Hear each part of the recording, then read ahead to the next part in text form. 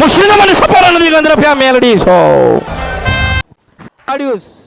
મેં નથી કીધું કે 10 દીવા કરજો. મેં કોઈને આજ સુધી મારો રેકોર્ડ છે, મારો ઇતિહાસ છે કે આજ સુધી મેં કોઈને 10 દીવા બતાવ્યા નથી. હું એક બતાવું, નારાયણ ના આવે તો મારા અવતારમાં ખોટ પડ્યો કહેવાય. પણ ક્યારે ના આવે ખબર છે? ક્યારે ના આવે?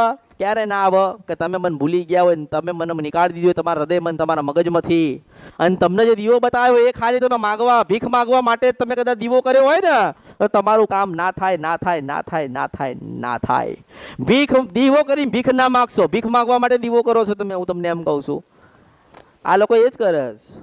લોકો ગયા હોય ને નિવેદ કરવા તો એવું કે માતાજી પ્રસંગ આવ્યો તું કાઢી લેજે ને માં કમાવા જાય. મારા બાપા 12 મહિને 2 વર્ષે એક વખત આવ્યો છે, તારું પરિવાર લઈને 4 કલાક માટે તું આવ્યો છે ને 4 માંગણી મૂકીને જાય. માણસ 4 કલાક માટે ગામડે જાય તો 4 માંગણી મૂકીને આવસ. એવું કહેતા શીખો કે માં અમે આજે પરિવાર લઈને 4 કલાક માટે તારા ત્યાં આવ્યા છીએ, માં તારા દર્શન કરવા, તો 4 મિનિટ માટે તું મારા ઘરે આવજે, અને 400 વર્ષ માટે બેસી જાય આઈને, કોઈ દાડો ઊભી ના થાય. હા, આપણે ક્યાં બોલાવીએ છીએ?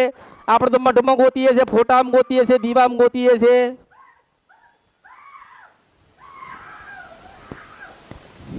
એટલે ખોટી ખોટી જે માન્યતા હશે ને એ માન્યતા મગજમાંથી કાઢી નાખો.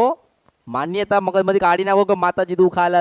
ના, માતાજી તમને તમારા કર્મની સજા હાલે એટલે દુઃખી થયા. માતાજીને પૂજતા નથી ને.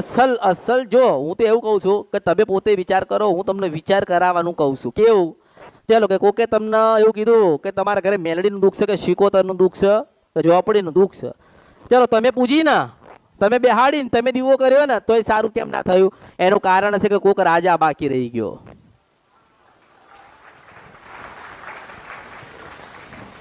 વિડિયો જોવા માટે અત્યારે જ ભક્તિ અમૃત યુટ્યુબ ચેનલને સબસ્ક્રાઇબ કરો.